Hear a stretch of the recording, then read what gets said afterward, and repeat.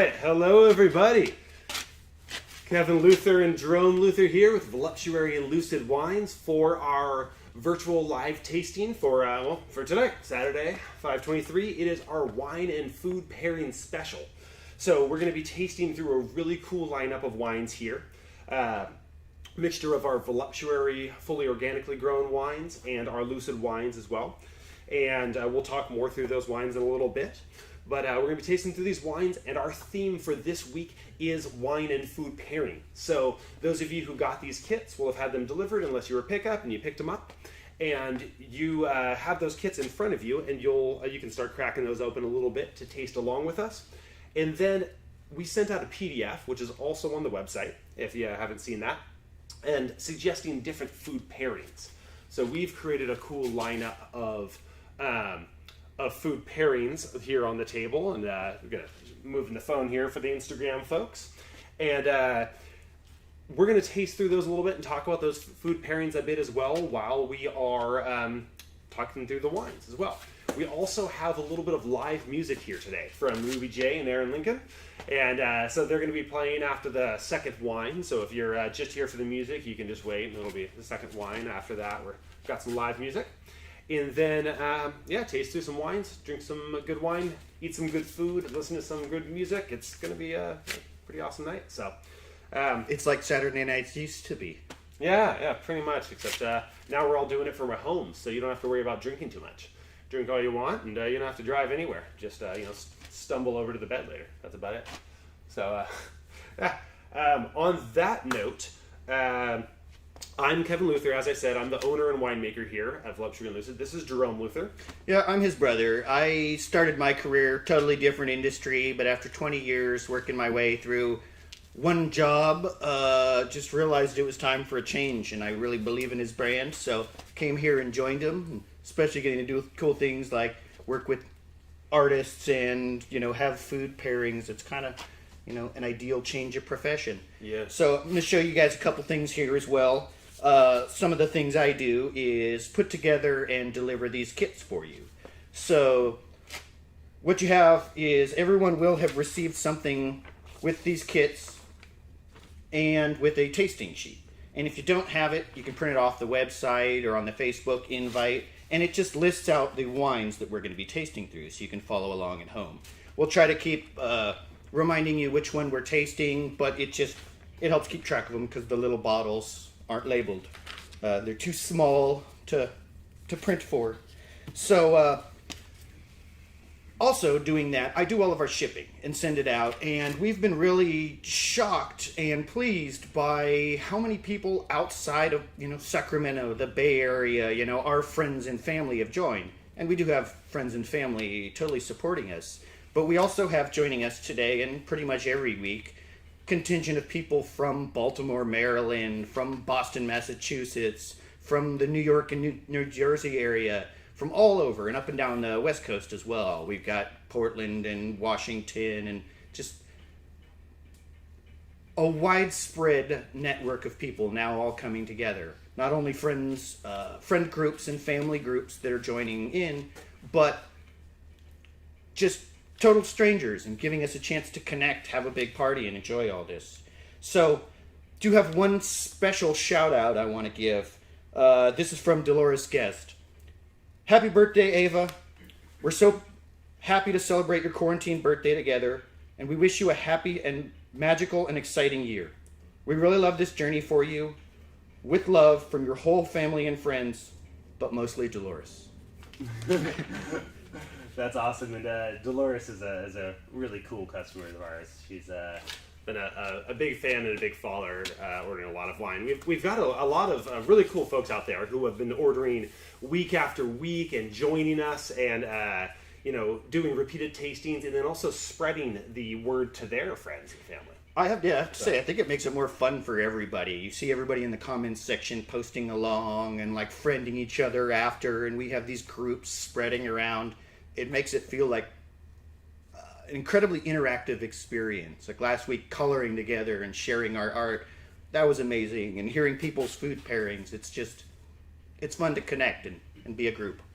So yeah. So on that note, So when I lean down, I've got my little laptop here to double check that the streams are working, and since we've had occasional issues, you want to make sure that audio and video is perfect. But I also I just wanted to grab my laptop here and on the note of these shout outs, I wanted to shout out every single person who ordered this week for the kits here. Of course, we got a lot of other orders, but because it's a lot of names, I'm going to say it as fast as I possibly can. So big shout out to Shen, Jennifer, Nora, Lily, Thomas, Nikita, Julia, Amanda, Desiree, Deanna, Christina, Alyssa, Christina, Janine, Dana, Emily, Nathan, Christine, Deborah, Kaliana, Dorissa, Michelle, Carol, Amanda, Jennifer, Susan, Carmen, Alyssa, John, Elena, Alexandros, Alan, Meredith, Eva, Dolores, Katie, Kevin, Michaela, Emily, Eva, Ben, Karen, Carrie, and I think that was most of them. I might have missed a few because that was a few days ago that I downloaded that list. But big shout out to all of you guys watching today. Thank you guys for supporting us. We are a tiny little winery here. It's a two-person company. I'm the winemaker and owner and social media and website and customer service guy. Jerome handles all logistics, delivery, shipments, etc. So you guys' support means so much. So thank you so much today. And without further ado, let's rock into this first wine. So go ahead and pour yourself this first one. It is our... double check myself. Yes, it is the V3, The Lover Voluptuary Picpoul Blanc. So this is a 200% skin contact wine. So it's an orange wine. What does that mean? So, okay, right. So most white grapes are pressed off and just the juice is fermented. And that fermenting just the juice gives you a light style wine that's more focused on fruit characteristics. Now, when you ferment on the skins, this is a technique usually reserved for red wines because the color is in the skins of red grapes, and it also makes red wines more heavy, dark, spicy, earthy, tannic, bitter, dry, the things you associate with a red wine. Now, so red wine is a mixture of red grapes and red wine technique. White wine uses an opposite set of techniques with an opposite color of grapes. But what if you used white grapes with red wine technique? Now you have what they call an orange wine, golden wine, or skin contact wine. So this wine is skin contact, made like a red wine with white grapes. When I say 200% skin contact, I mean not only do I leave the skins there for the ferment, but I actually took skins from other Picpoul Blanc I fermented without the skins and added it to this. So this is a white wine made like a red wine. So our only white wine tonight is sort of red wine style. So give it a taste, give it a smell. When you notice me do the swirl thing, the reason you swirl wine releases some aromatics. It's like agitating it so that the gaseous aromatic molecules will blow off more and you can capture them. You swirl it so it like creates a little whirlpool in the glass and you just kind of lift it up into your nose. And you guys probably saw me snacking a little bit there. Well, that was partially because I was just hungry. It's also... we want you to just kind of taste along and try amongst the things you got. Everybody's going to have a little different list because we, made it pretty extensive, and some people don't eat fish or are dairy-free or gluten-free or just have particular things available to them. I just happen to go by my local Asian store. That's normally where I shop. So we've got a huge selection of like mushrooms and fresh fruit and got some interesting pickled stuff, but I have no cheeses because they don't even have like a dairy section, That's not how they do. So taste along with the things that make sense with this, and we will read over them, but you're not going to have exactly the same things as me. I can't say, oh, take your brie and try this with this cracker, because I have little different crackers and I don't have the cheese. Yeah. So you've probably already looked at this sheet, but just in case you haven't, what we suggested with this for your shopping list is goat cheese or brie or camembert, real soft, creamy cheeses, crackers, like maybe sesame crackers or oyster crackers, sourdough bread, fresh, dried, or canned peaches, or apricots or nectarines. Basically, any of your stone fruit is going to work really well with this. Caramel, butterscotch, peanut brittle, which partially that's because of the woods used on it, and also the skin contact, I believe, kind of ties in with that. Cornbread and honey, mac and cheese, nuts, smoked salmon. So I'm going to be doing this here, like what I was trying with some sourdough bread, some different stone fruit I have, Asian apple pears, some oyster mushrooms. But you try whatever you have. Combine a couple things, try one, or even try something that we didn't suggest with it to see if you think it'll pair or to see why it doesn't. You can kind of discover new things and say, oh, wow, I never would have guessed this would play off of that just by trying it. There's no right answer. It's just what you like. Yeah. So on that note, he described the pairings before I actually had launched into the descriptions of the wine, but you can sort of reverse engineer it. One of the thought processes with food pairing, like if you're trying to think about food pairing, like is this some ancient mystery and have to be a sommelier to do it? It boils down to a couple of key principles. And in this case, a principle that applies here is pair flavors you just perceive in the wine with foods that have those flavors. So if you perceive, pear flavors, try pear with it. If you perceive caramely flavors, try caramel. If you perceive some bready, yeasty flavors, maybe bread or crackers or something, So match flavor with flavor, and you're going to see some synergy there, where the flavors in the food maybe enhance that aspect in the wine. And so that's one of the aspects here, where a lot of those foods we paired with it match flavors you get in this wine.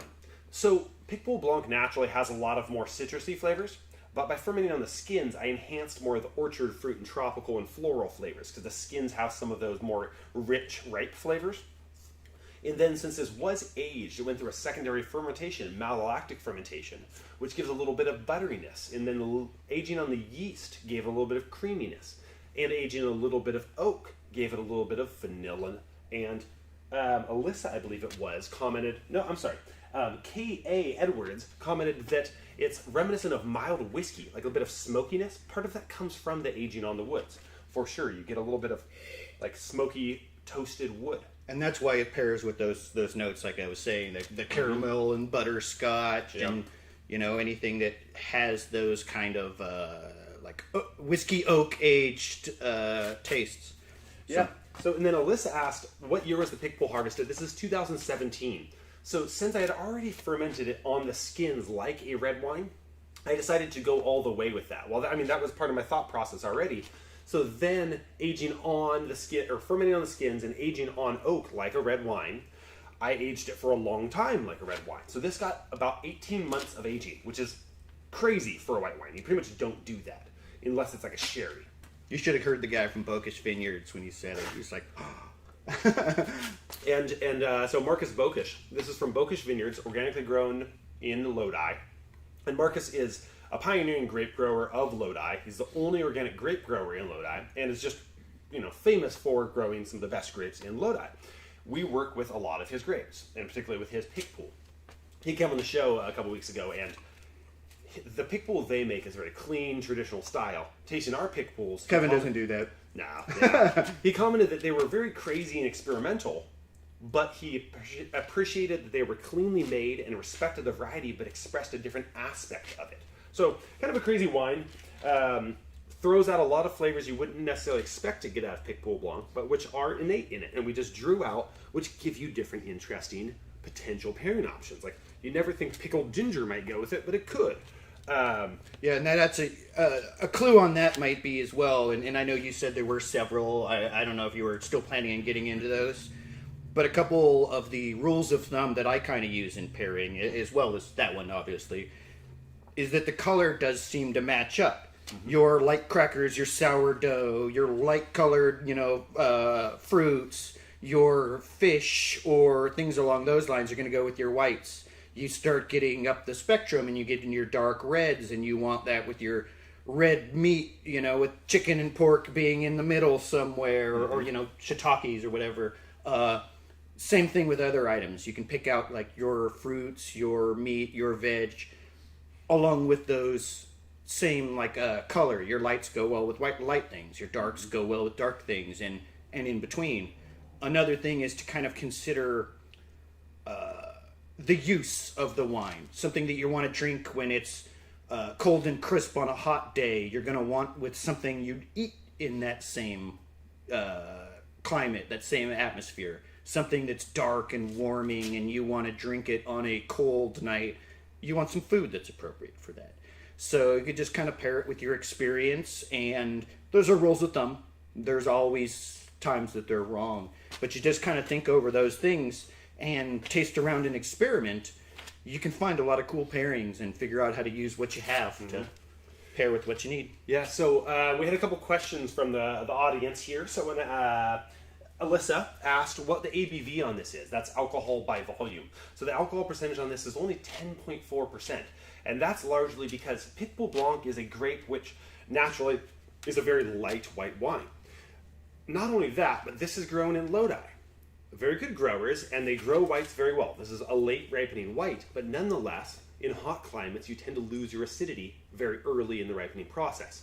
So to keep natural acidity, you have to pick at a lower sugar level.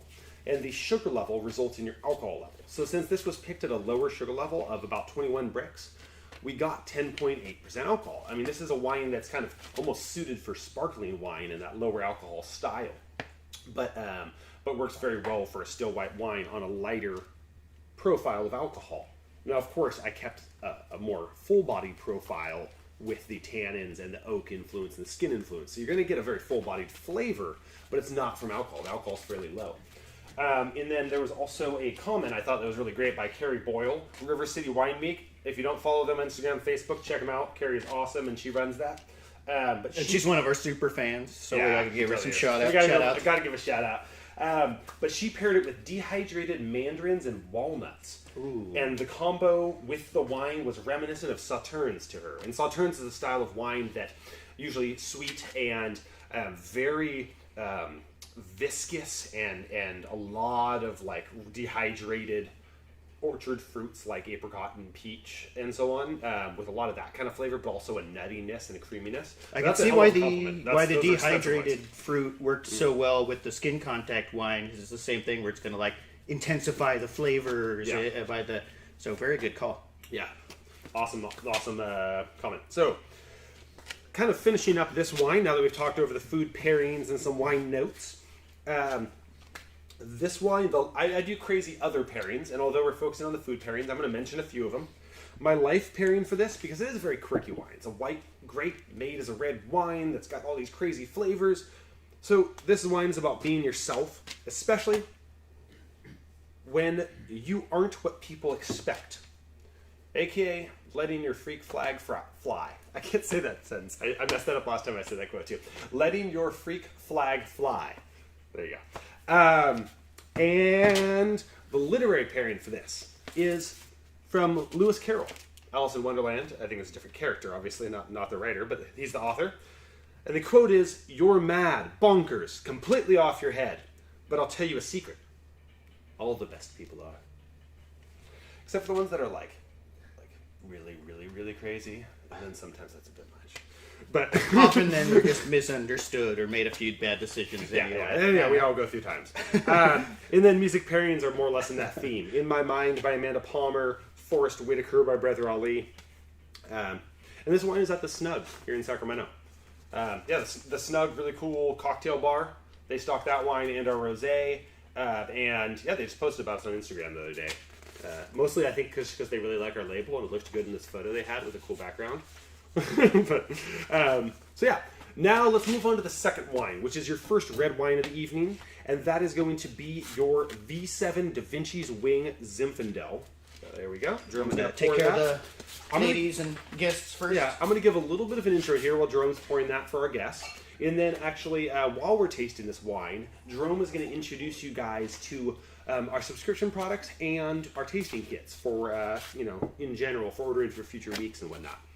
So, just real quickly, before we lose the camera, and then we'll have Jerome do that in a second here. This is a Zinfandel organically and biodynamically grown Narrowgate Vineyards in El Dorado County. But really cool, oh yes, please. A really cool vineyard. Frank over at Narrowgate grows amazing grapes. He usually doesn't sell his grapes, but since we're true believers in the cause, organic and biodynamic, he really wanted to work with us and help spread the word. So, really cool grapes. It makes a more spicy style Zinfandel. It's a very high elevation, grown on decomposed granite soils out there. He doesn't have any artificial inputs, so this is just nature encapsulated in this hearty, luscious, peppery Zinfandel.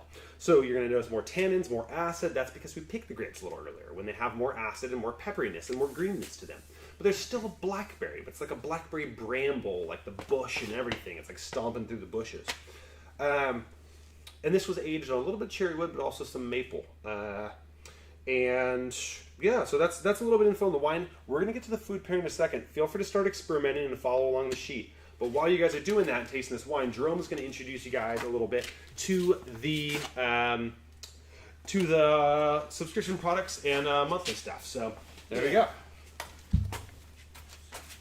Looking.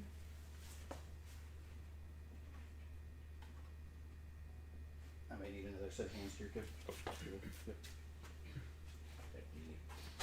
So, what you see here in front of you is our 4 different options. Yes, 4 options for tasting kits. So, your lowest tier is a single tasting kit. You get 5 25 milliliter tasters, and you can taste along. It's our economical option because we didn't always grow up, advantaged with extra money to spend, and we wanted this to be accessible to everybody. So this is a pretty small amount. It's enough to taste it, but unless you're like one of our aunts that live in Utah, it's not really enough to get you drunk. So you guys from this angle get Kevin. I forgot that there was 2 cameras. I'm doing this Instagram thing over here, and I was like, oh yeah, hey Facebook and YouTube. I had my intense camera look. Product placement. I'm sure that's awesome. He calls that a blue steel. But you can see it's just a relatively small amount. Nice taste, but it doesn't really fill you up, so to speak. New option that we just added, which I think is just awesome. This was an idea Kevin came up with and just completely orchestrated himself, is about a glass in each one. It's 100 milliliters. Oh, thank you. That'd be great. And that's quite a bit more. Save me the awkward little tip there. You can see that it's a pretty decent sized glass. I mean, maybe not the way we pour them when we're partying, but for a winemaker, that's a deep pour. So you get 5 of those, and it's a little over 500 milliliters. That's 2/3 of a bottle of wine. That should get you there. And that's the second tier just because it's the next most expensive. So that may vary based on the wine selection, but currently $28 for the kit. The next option up is 2 set of tasters and then a bottle. So the winemaker chooses one, but if you do have a request, we can usually grant that. It helps so that every order is the same as we're filling them out. And so that allows 2 people to taste along with the full fleet, and then you've got a bottle to enjoy later or to enjoy along with it. Like you normally see me pouring a little bit of the Wanderlust for myself in the back. That's my favorite. Those are $30 to $50 on average. Again, that varies based on the wine selection, but it's always a big discount over the wine normally. Same with the back option, which is actually your best wine per dollar option. It's most expensive, of course, at around $100, but you get the most bang for your buck. So you get the 5 full bottles, and it's the same 5 that are in the testing kit, and that allows you to drink a small amount now, and then just string it over, however long it takes you, or do it for a party or a family or a household. It just basically, if you got more money and you don't want just the little taster amounts, it allows you to stock up at the same time as doing this. And of course, us being a small business, and like I say, we want this to be accessible to everybody. We need it to be. That's part of who we are. If you have the money, that's your best option, and we'd greatly appreciate it because that supports our living and surviving. Next little thing I'm going to show you guys here is some of our subscription kit options. And you might need to go around this side, Kevin, to kind of see it all. And we've got a variety of options. 1, 2, or 3 bottles, either all voluptuary, all lucid, or mixed. But what I have on display here, and along with those options, you always get free shipping or delivery and a free gift each month. So the gifts, we choose them out the same way Kevin makes the wine, and we make all our other decisions. We do that ethically, we do it locally, and we do it in a way that we enjoy. And like if it's not something that we use, and most of these we use up personally, we're not going to have it here. So you get things like a cutting board or charcuterie board made by a local craftsman, Ambrose Crafts, our brother. one of our subscription members, Aaron, makes these scented candles, hand-poured, completely vegan, fancy scented soaps, branded bottle openers, local wildflower honey. Actually, our family obviously believes in the same things we do. This is made by our Aunt Teresa and her horde of bees. Karen Chan, who did the drink and draw with us last week, she has these coloring books. No, actually flipped right to my own color product placement right there from last week, but these go out pretty regularly. We have some, actually, these were by me pretty much, like a branded mason jar to go, and a little fairy bottle nightlight, because it's the kind of thing I like to do. And currently, right now, what we're giving out is these little resin necklaces made by Diana Wada of Sacramento. Another regular, and I think she's on today. So, again, we'd love you guys to subscribe. It allows us to keep surviving, and you get to support local businesses and artists and get cool things as well. So, thank you, and we're going back to the scene. All right, thank you guys. And cool, that's looking good. I'm gonna get this Instagram going again here too. Sorry, I ramble on my parts. I finally got my drum solo. I like it. So, cool. Double check that everything's still aligned, and it's looking good. So, we're gonna rock right into this. So, okay, this one, I gave you a little intro to the wine already. You probably have already noticed, like I say, it's a little bit of a spicier, more blackberry, bramble style Zinfandel. So with this, your food pairings, you could have some spicier stuff, you could have some earthier stuff, but it also does have some very good fruit flavors. So you want a mix of those components. So, if you guys have some favorite pairings that you've had amongst the lineup, then, shout them out in the comments there. And you can let us know what you liked best. Or what are your favorite pairings here? Well, I instantly, looking at this list and tasting the wine a little bit, and with my selection, jumped into, I had some hardwood smoked bacon and some sourdough, and I was getting that and trying to actually think of what a good fruit would be to put on this and make a little thing. Like, actually, I'm going to throw a little tomato on there. But it is fun to not only try different specific things with it, but pair them. If different things don't necessarily go with each other, but they do with the wine, it might end up working really well. Kind of makes me wish I had grabbed some smoked Gouda, though. Yeah, the cheeses would definitely be good on the heavier red wines. One of the rules I find with food pairing in general is that with lighter wines that are, like lighter, more acidic whites, lighter, more acidic styles, you want to pair them with seafood, works really well, and kind of leaner dishes. You can do some salad and so on. This worked out really well, and I didn't even think about it. But it's almost like a little mini BLT, but I don't have any L at the moment. Yeah.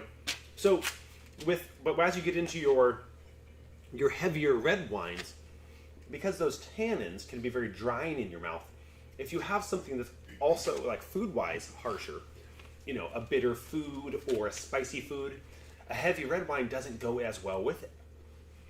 So oftentimes with spicy food, you actually want wines that are perceived a little sweeter. A softer red or a sweet white or something. So this being a heavier red, it makes sense that it would go with fattier meats or, vegan chorizo or something with a richness to it, something with a lot of oil, a lot of fat, a lot of saltiness. It softens the tannins and the bitterness and the dryness in the wine. Fruit or sweeter things can go well with it, but you want to be careful with that. Sweetness can make a bitter red wine taste more bitter, so it can increase the harshness of the wine. So you don't want to do too much sweetness. Something subtly sweet, like fresh fruit, is okay, but usually a very sweet chocolate. You don't want to have a Snickers with red wine. It's going to be terrible. And just because that sweetness is going to make your wine taste really rough. So, yeah, so that's the V7 Da Vinci's Wings Zinfandel. My life pairing with this is Deep Woods Backpacking with a Good Friend. My literary pairing is from J.R.R. Tolkien. This is actually on the back of our voluptuary labels. And this quote is, "If more of us valued food and cheer and song above hoarded gold, it would be a merrier world." So I tried to get some food pairing themed quotes here today for my literary pairings. And then, I think that's enough for this wine. We should hop into the next one. So the next one here is going to be your L3 Manifesto Barbera. You can pour that third one there. And, Well, I was going to say, well, we can pour this, but we should have Ruby and... thank you for the reminder. Gosh, I got so caught up in the wines here. So you can pour that L3. He makes the agenda and he doesn't even follow it. Typical boss. Yeah, go figure. So yes, you can pour that third wine. Get that in your glass. Start tasting it. That's a beautiful Barbera from Cooper Vineyards. And we're going to have some live music here to entertain you in the meantime while you taste that and eat your food. And then we'll hop back to these wine tastings and enjoy. And thank you, Ruby and Aaron, for coming on. You're welcome. We're going to be drooling up here. You're allowed to eat. Yeah, you guys can Once you're done. No, I'm just... nibble away. Okay. So today's May 23rd, and it's actually my dad's birthday. And he's over all the way in Rio de Janeiro in Brazil.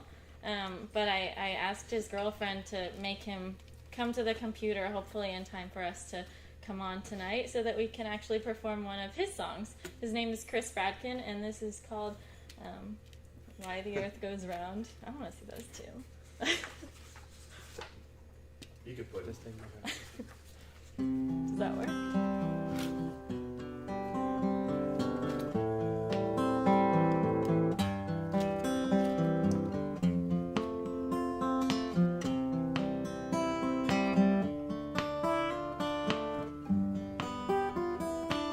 Dark shades, bright blue, on a Sunday afternoon. Why we try and figure out why the earth goes round. Yellow pad, blue ink, makes us stop and think. Why we try and figure out why the earth goes round. The orchestra playing all through the night. The affirmation that the sun will rise in the eastern sky. And we don't know why. They say that tomorrow's more than a song, or for the yesterday's rolled into one everlasting dream. And we don't know why. Morning comes and goes. When will we know why we try to figure out why the earth goes round?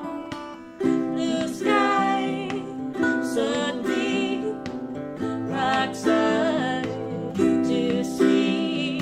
Why we try and figure out why the earth goes round. The orchestra playing all through the night. The affirmation that the sun will rise in the eastern sky. And we don't know why.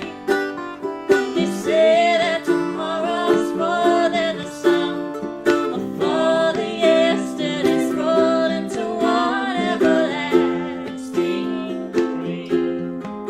And we don't know why.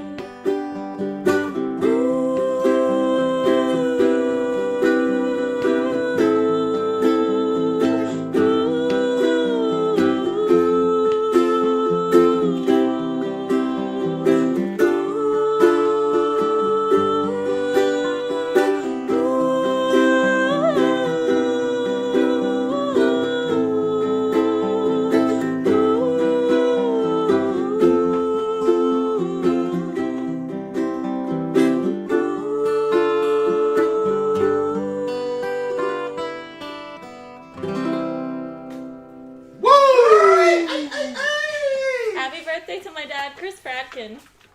Happy birthday, Chris. Happy birthday, Chris! So, Yeah, I actually like briefly thought about just saying, guys, can you guys play another song? That's too awesome. Like, don't stop.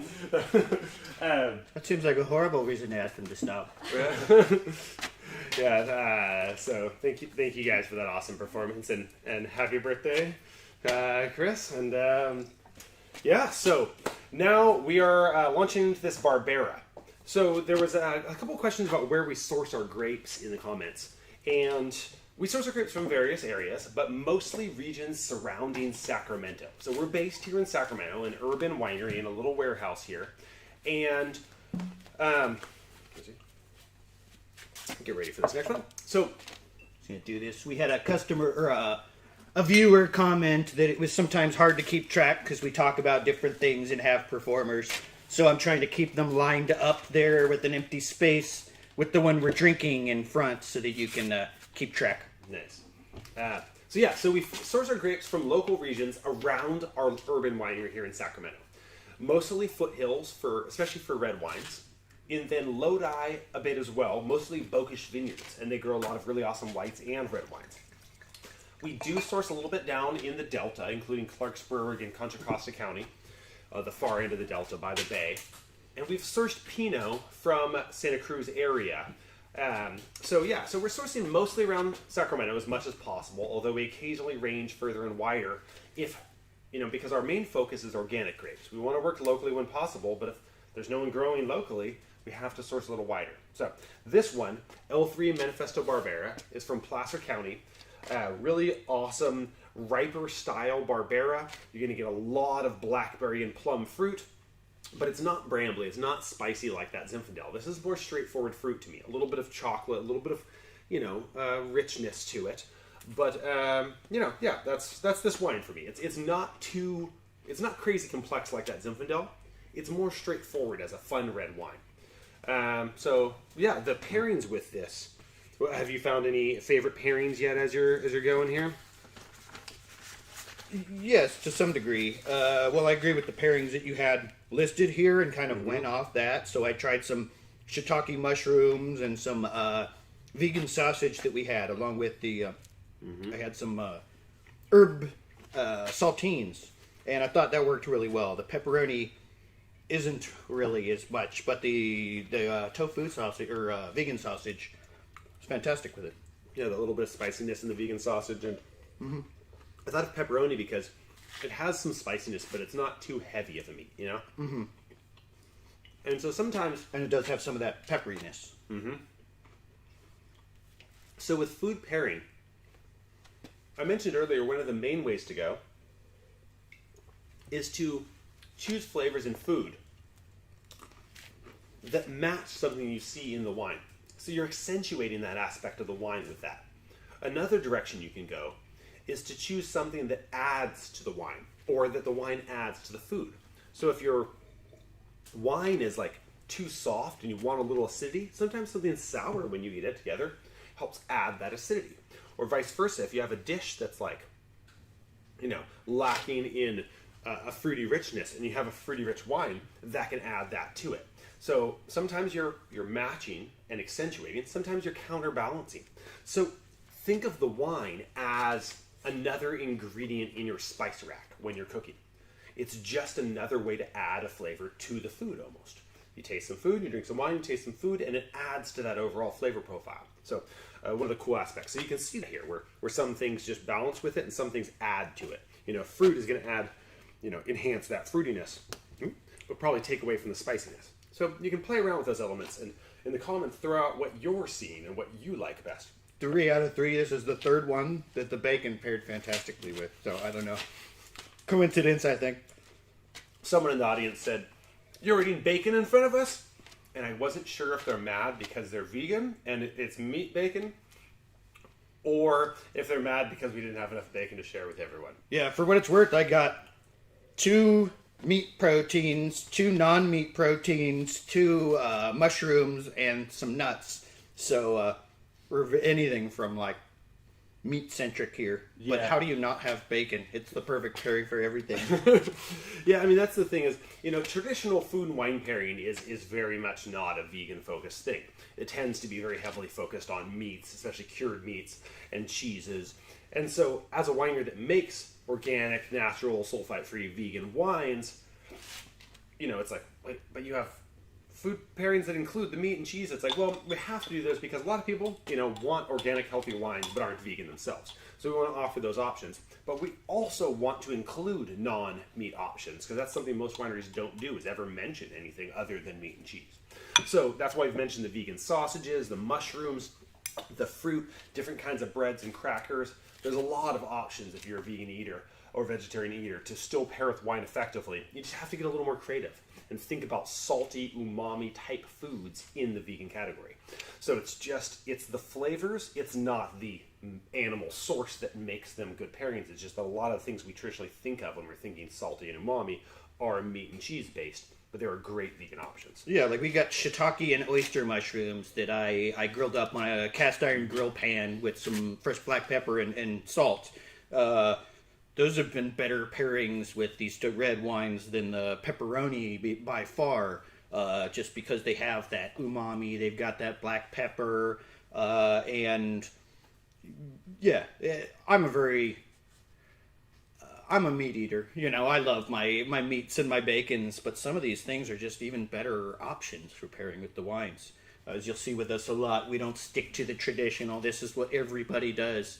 You get your meats, your cheeses, your standard crackers, and then maybe like a mustard or something.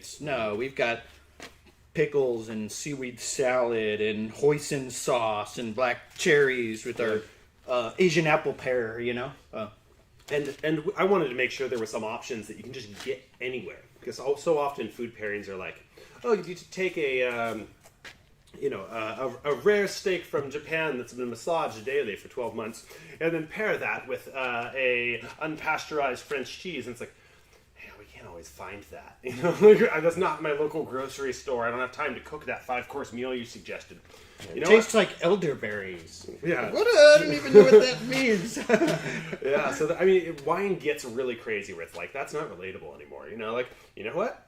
A lighter red wine like this, you probably don't want a crazy cracker. You probably want Ritz. That sometimes it's just simple. You got to keep things a little simpler sometimes. So, let's rock into this fourth wine here. Mine. Yeah, feel free to chug or to pour a second glass if you still have some left there. That's why I always put 2 glasses in front of me so I can keep tasting. And that's why I don't. Yeah, if you guys haven't heard, our unofficial tagline is the only virtual wine tasting where the winemaker gets drunk with you. I think we are, in a tasteful way, the least professional virtual wine tasting out there. So we're trying to become professional from an audio-visual quality point of view, while still being a bit ridiculous and over the top and fun. So we can't take ourselves too seriously. It's just not our style. Being on screen with your brother kind of helps that. We, devolve into brotherly squabbles and awkward rapport. We fought with weapons made out of sticks from trees in our backyard while pretending to be superheroes, not that long ago. Yeah, our dad taught us to carve them ourselves, so we'd cut down branches, and you see your brother in the back with a knife whittling down a sword out of an oak branch, and you're like, oh yeah, it's on, and you go back and get your bow staff or whatever. And yeah, and you don't even care that you're in your 30s. You just do it. Nice. So, yeah, anyway, okay. This is the L5 Primal Syrah. Now we're getting into a little bit meatier category again. Okay, sorry, mushroomy category again for the vegans. It's definitely more umami, more tannins, more weight, richer, more blackberry. I use blackberry and plum a lot because it definitely shows up in my wine a lot. In fact, someone mentioned a lot of fruit in my wines. It's definitely a big part of my style. I think in the end, wine is from grapes. It's from fruit. We should have fruit flavors in the wine. I want there to be spice and earthiness, but if there's not big fruit flavors, I feel like we're missing the point. And that's why I threw in, it might seem interesting to some, but the hoisin sauce, because it's a plum-based barbecue sauce, the Asian descent. I don't know what Asian background, actually. But I think it works well. Is it? Because of that, you have a lot of the really fruit-forward and especially dark fruit, like plum-type flavors. along with a lot of spicy notes, black pepper type of, and I think this works really well with that. It's not normally what you'd expect with a wine pairing, but you don't need to be on the standard. Take your vegan sausage with some hoisin sauce on like a little bit of dark rye bread. Like, that'd be an amazing pairing for this. And now I just sold myself. This shiitake is super good though. Because, I mean, this wine already has a big umami influence. And this really enhances that and adds this, like, earthiness. There's a wine. So this is a Syrah from the U.S. I mean, I didn't import this. And Syrah in the U.S. sometimes can be prone to too much fruit and not enough spiciness. European Syrahs, especially Rhone Valley, Northern Rhone, can be really spicy. You know, they can be super earthy. And sometimes they don't have enough of that here. So I've been told that this wine feels more old world in that sense. It has some more of that earth and spice. Big fruit, but earth and spice. So it's like a nice bridge, the gap between the two. And I think shiitake pairing is awesome for that because it really enhances that. It's like one of the funkiest of the mushrooms. It's the blue cheese of the mushroom world. And that's why I love it. for the food pairings, we definitely mentioned some of the funkier cheeses here. You know, I have so many my little notes here, and I lose my food pairings. I've got one page. Yeah, I've got 5 wines, my wine tastings, my itinerary I don't follow, several jokes that I forget to make or make badly. The best jokes are the ones that you write down beforehand, I find. So that's why you notice on here these spicier components, these funkier cheeses, the darker nuts. So that was not written. Salty dark nuts would be really good with this. Yeah, I think like Alice actually had a food dish described as that. That is correct. Yeah, South that's Park right. reference. Yeah, if you guys don't know it. Anyway, moving on. So yeah, you definitely get some of those components here, and let's talk about some life pairings and other stuff. That doesn't tie in. Sorry. That's a life pairing, I suppose. All right, getting back to being a serious winemaker here. Sorry, I'm the inappropriate member of the team. He says the important stuff, and yeah, I do that. So, pairings for this. Oh, great. My life pairing for this does not take us back into a good territory. Okay, so life pairing for this is a sexy night out with your girl, or guy, or both. Yeah, I was trying to go PG here, and then my notes were not PG. The primal, as implied by the name, is like probably your best date night wine of all the all 16. It's very sensual and rich. I can see that. Definitely. And so this is like, you start the date night with the crisp, fresh white wine, maybe our L1 skin contact from Lucid, but you end the night with something sexier like this. So music pairings, Killing Me Softly by the Fugees, if you're on the gentler side, or 2 Weeks by FKA Twigs if you just like to get freaky and crazy. So literary pairings for this from W.C. Fields. I cook with wine. Sometimes I even add it to the food. I have to say, so some of this, I come up with some of the pairings. Kevin does. Local chefs we pair with do. We worked on this list together, and I find it interesting. Like I said, there's no right answer. There's some rules of thumb, but some people think cilantro tastes like so everything's different. Mm-hmm. I never would have guessed olives or pickled veggies with this. Oh, he's got something in his hand. I thought you were just double fingering the jam. But never would have guessed pickled stuff. But I had some of these pimento green olives. And I really think that's an amazing... I kind of picked it because I was like, that makes no sense to me. But he lists it. And I tried it with this Syrah, and that's really good. Yeah, I think... Because olives can sometimes bring in... that oiliness, but also that... They can get funkier. So you can get a little bit of that influence. Sorry for my free forming here. Okay, so the last wine of our lineup here. We're going to roll into our L8 Wanderlust Red Blend. This is a red blend of Cabernet Sauvignon, Barbera, and Zinfandel. Barbera and Zinfandel are the red grapes of the foothills. Barbera, brought over by Italian immigrants, sort of the everyman's grape, does really well in hot climates. Zinfandel, thought of as sort of the original California wine, especially in the foothills it's done really well. It was grown back in the 1850s in California, brought over again by Italian immigrants. Turns out it was from Primitivo, an Italian grape, and originally a Croatian grape, but we know this now as a California wine. So the two quintessential California foothills wines from gold mining days. Now, spinning into that, some Cabernet Sauvignon. And this blend may not always include Cabernet Sauvignon, but this year it did because I just thought it was a good place to start as the backbone of most classic grape blends. You know, I may twist in some other stuff to kind of play with different grape blends in the future, but for now it's Cabernet Sauvignon, Barbera, and Zinfandel. Foothills Vineyards, several different ones, partly Fournier Estates. Also, Don't Google it. Man Estates. Yeah, don't. Yeah, Sorry, go ahead. Yeah, apparently Fournier is a basketball reference. Don't Google it, guy. I haven't Googled it yet, but I've been told about it, so don't Google it. Yeah. Anyway, the One Less Red blend. This was a wine I made. You know, I have wines ranging to $68 a bottle, so they're not exactly affordable wines. I understand that, but you know, when I make a really high-end Pinot with high-end technique, whole cluster fermentation from a really amazing high-priced vineyard in Santa Cruz Mountains, and just do all this super hand care technique. I mean, I'm stirring that thing every week, and you know, that wine is going to cost a little more, but I wanted to make something that I could offer at a more affordable price point. You know, Jerome mentioned we grew up poor.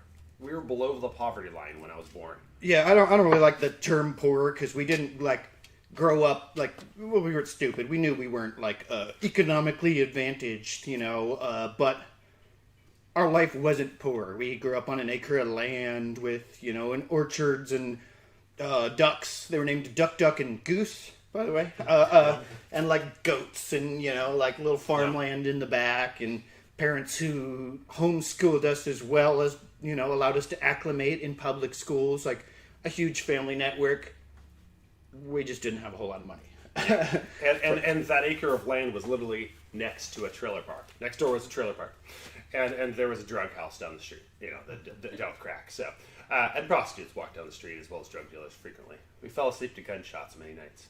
But amidst an agricultural life and a family that was very caring and had these beautiful gatherings. So it did accentuate the difference between money rich and culturally rich. We had a rich culture, we had an awesome family and an awesome community.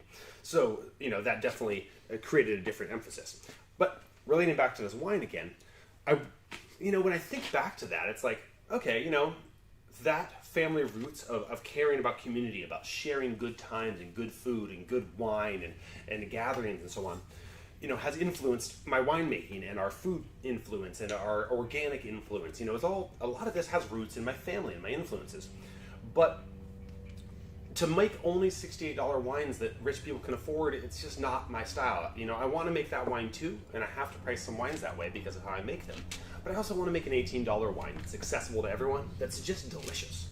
And so I made it. You know, I have my L1, my skin contact white blend. I have my L2, my urban flora rosé, and I have my L8, my one or less red blend. I have a white, a rosé, and a red. They're $18. And honestly, like, if you even try, I'll probably give you a discount. So, like, I don't make any money on those wines. Those are, like, wines I just make so I can get wine to everyone. So everyone can afford some of my wine. I have to say from my perspective, because this first vintage he made pretty much before I joined. I've been here almost a year doing this with him, and while he's the winemaker, he has all the creative control. He knows he's not doing it in a vacuum, and feedback is good. And I'm the guy here, and I've, you know, got a decent taste for food and wine, so he runs a lot of stuff by me. But he did these all, you know, completely on his own. And the way it's always felt to me and appeared to me is the voluptuary wines are for all the people who saw him growing up to, like, show the best he can do. They're fantastic, top of the line, every box checked wines, and they're priced accordingly.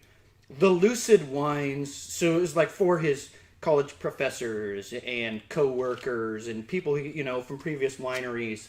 And the Lucid line is for his family and friends. They're easy drinking, they're accessible, they're still like fancy, you know, like interesting new processes and very high-end and clean, but sometimes skip checking a box so that you can keep the price point where you can just drink it and have it along with things that you're. Did I drop some back in there off my nose? So it really does seem like, like that's the stuff you put on your shelf to appreciate the voluptuary and the lucid. That's what you buy to drink during the day or drink with dinner, So I think the important thing is that he mentioned that both brands are fancy, and I think that's important. That's why we're wearing collared shirts.